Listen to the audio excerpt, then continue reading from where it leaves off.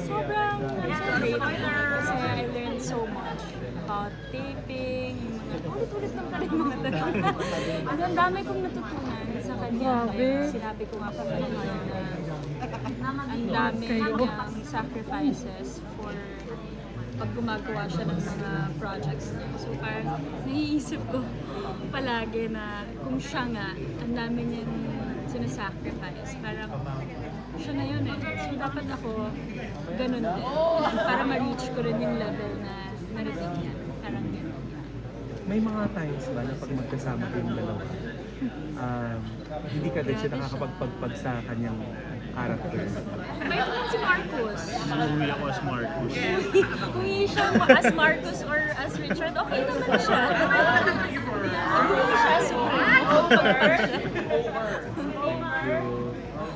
Jacob, what are you most thankful for about each other? Ako siguro I'm thankful kasi ang daming times na napagod ako sa taping. Siyempre nurse ako, di ba? Hindi madali magkaroon ng role ng isang nurse. And doon ko rin na-appreciate yung mga nurse actually kasi ang liit-liit kong babae. Tapos hila-hila ko yung ganito, hila-hila ko pag may namatay sa show, mga ganon. So, na-appreciate ko yung mga nurse. But mostly na-appreciate ko si Chard kasi okay din pala mag-work with your partner. Kasi parang pag may mga times na napapagod ako, tinutulungan niya ako, chini-cheer up niya ako. Pag may mga times na sumasakit yung puso ko sa taping, inaalalayan niya ako, binibilan niya ako ng pagkain. It's easier for me pag kasama ko siya sa work kasi lahat ng needs ko, bibigay niya. Yeah. How about you, Chard? What are you most thankful for Barbie? For Barbie, sa patience and understanding siguro. Sa work din, na-appreciate ko siya na magkasama kami sa work. Hindi nga, gaya ng sabi niya, you know, yung paggawa ng teleserye, hindi siya madali. I mean, madaming oras, maraming sacrifices. So it's always nice to have someone there na, kumbaga, advantage yun na kasama mo yung partner mo sa set. Kasi you can always rely on each other, count on each other. Yeah, more than anything, I appreciate her for just who she is as a partner to me. Because this is action, hindi niyo ba napag-usapan na why subukan kaya natin pag mala Filipino version ng Mr. and Mrs. Smith, hindi niyo ba napag-usapan yung mga ganun? Actually, napag-uusapan namin gumawa ng pelikula together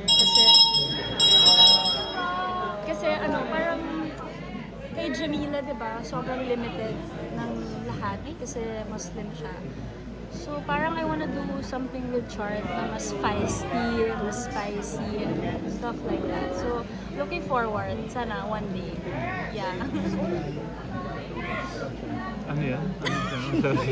Mr. and Movie na kayo. Pagod na kami.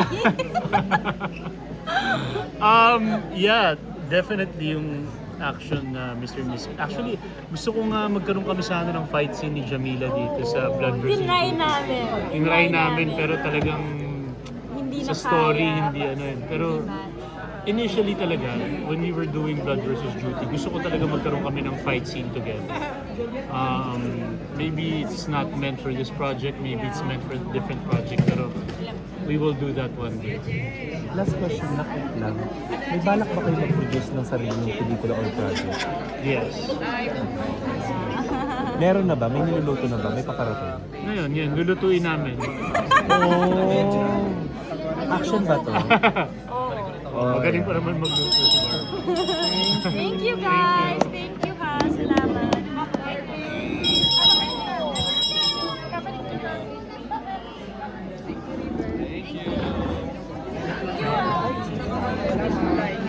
Thank you po.